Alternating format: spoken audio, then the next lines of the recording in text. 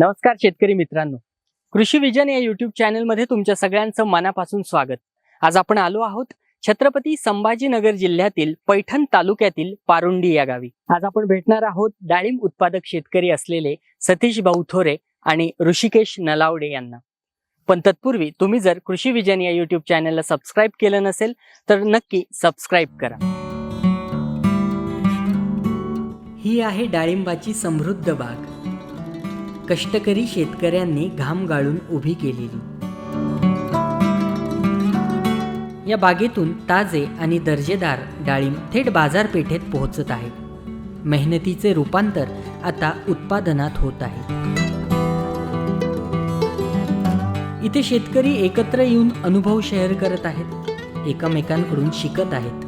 नवीन तंत्रज्ञान, नवीन प्रयोग आणि शेतीतील नवनवीन संधी यावर चर्चा करत आहेत.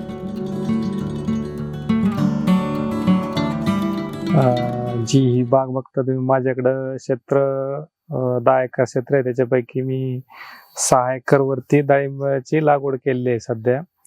हा प्लॉट जर बघितलं तर हा 7 वर्ष 2017ला लागवड केलेली आहे. एक 700 झाडं लावले आहेत.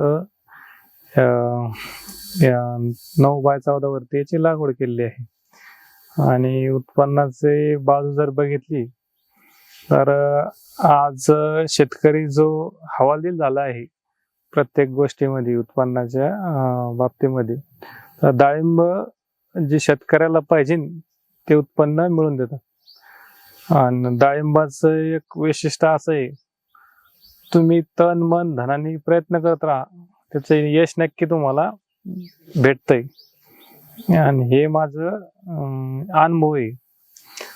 तर 2017ला मी 700 झाडाची लागवड केली. त्याच्यानंतर 2020ला साधारणतः एक 550 झाडाची परत लागवड केली. त्याच्यानंतर आर्थिकदृष्ट्या चांगलं प्रबळ पीक असल्यामुळे त्याच्यानंतर मी 2023ला परत एक 550 झाडाची लागवड केली आहे.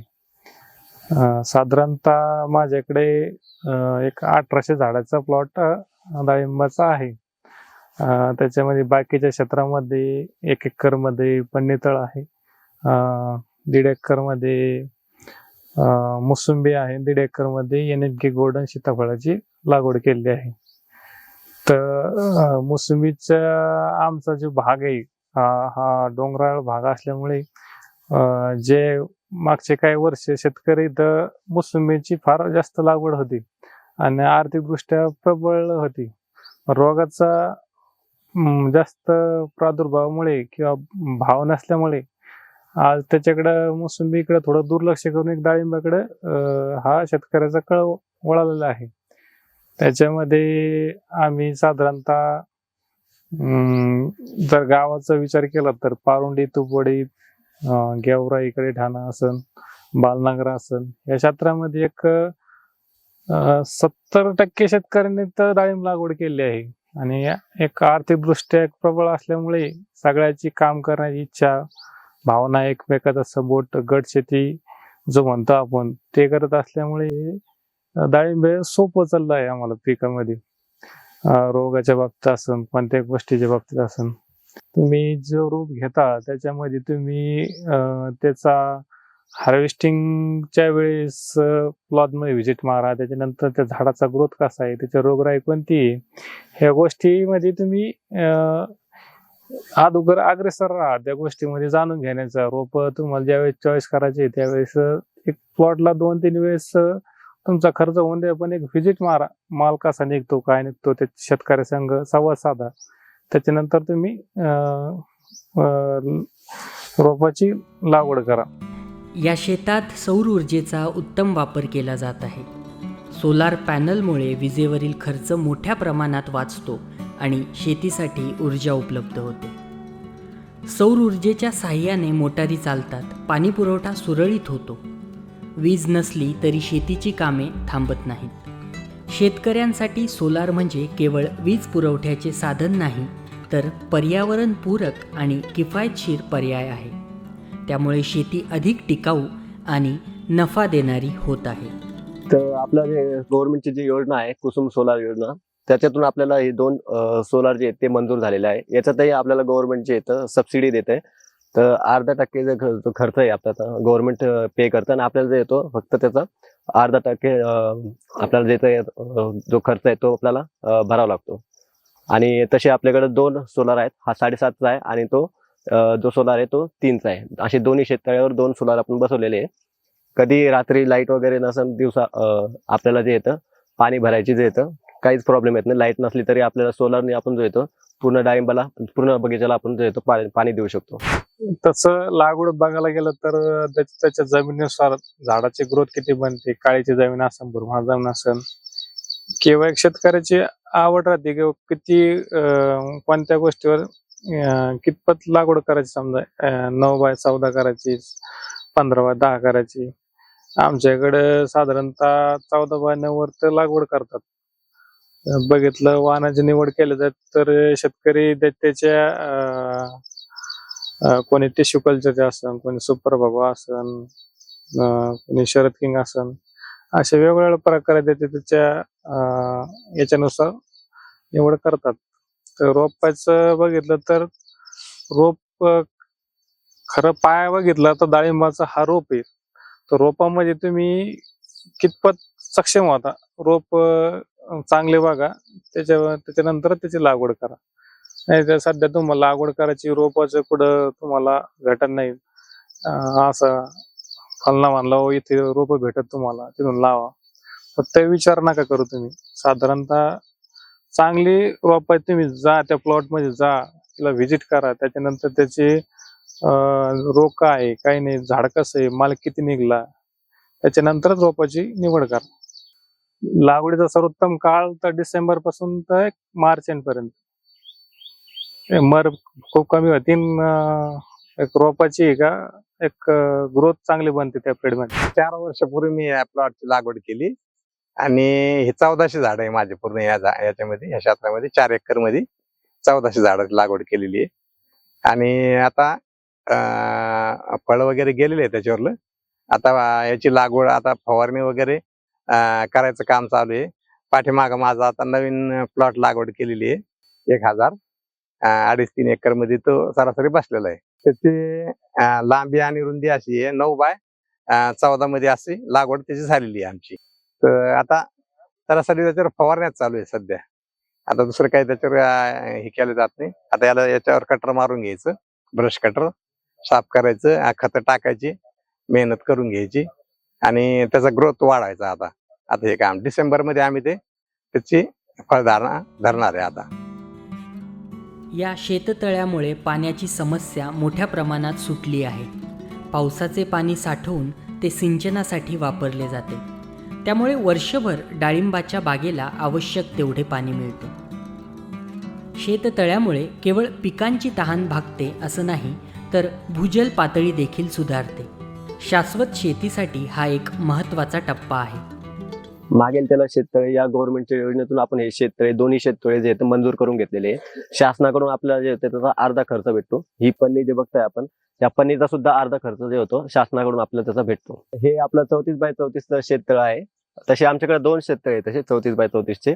आणि आपलं जे जायकवाडी धरण आहे पैठणचं, त्या जायकवाडी धरणामधून आपण जे येतं खेडा प्रकल्पामध्ये ती पाईपलाईन आलेली. इथून 6-7 किलोमीटरवरती अंतरावरती खेडा प्रकल्प आहे. तिथून आपण डायरेक्ट जमिनीतून पाईपलाईन करून जे आहे आपण इथपर्यंत पाणीचं पोहोच करतो. आणि हा 34x34चा जो शेततळे आम्हाला हा पूर्ण उन्हाळा आपला सगळ्या उन्हाळ्यात आम्हाला याच्यातलं पाणी जे आहे ते आमच्या पूर्ण डाळिंबासाठी उपयोगात घेता येतं. तसं उन्हाळ्याच्या दिवसात आमच्याकडे पाण्याची थोडी टंचाई राहते, तर पूर्ण हा एक शेततळेच आम्हाला काफी होऊन जातो. तर तो शेततळ्याचा उपयोग घेण्याची आम्हाला गरजही पडत. पाण्याचं व्यवस्थापन बघितलं, ड्रीप फर्टिलायझर ना पाणी देतो. इनलाईन एक 14 लिटरचे ड्रीप आहेत, त्याचा वापर करतो. आणि पाण्याचं मुख्य शेती करायची म्हणजे पाणी लागतं शेतीला. आणि एक जायकवाडी प्रकल्पातून एक 6 किलोमीटर वरती ब्रह्मगण उपसा सिंचन योजना आहे अंतर्गत एक पण शेततळ आहे, मोठं आपलं तळ आहे, तलाव आहे. त्याच्यामध्ये खेडा प्रकल्पातून पाणी आलंय. साधारणतः 6 किलोमीटरचं अंतर आहे. तिथून आमच्या पाईपलाईनद्वारे पाणी आणलं जातं आणि त्याच्यामुळे पाण्याची कोणती अडचण येत नाही आम्हाला. शेतीसाठी पाणी साठवण आणि सौर ऊर्जा याचा योग्य वापर करून शेतकरी शेतीला शाश्वततेकडे नेत आहेत. सगळ्यात मोठा प्रॉब्लेम जर बघितला डाळिंबामध्ये तर तेलाचा मरचा प्रॉब्लेम लय मोठा आहे त्याच्यामध्ये. आणि तेल व्यवस्थापन मध्ये असं आहे, तुम्ही कंटिन्यू मध्ये काम करत राहतो आम्ही झाडावर, तुम्ही तेल असो किंवा नसो त्याचे दिसला नाही किंवा आज मी रोपडे लावले समोरचे तर याच्यावर हाय किंवा नाही याचं काही घेणं नाही आम्हाला. काम तर कंटिन्यू मध्ये तेलाचं काम कंटिन्यू मध्ये असो किंवा नसो कंटिन्यू मध्ये चालू राहतं. किंवा पिनवल बोरचा प्रॉब्लेम किंवा मरचा प्रॉब्लेम असला तर दर 40 दिवसाला ड्रिचिंग आमची कंटिन्यू मध्ये चालू राहते.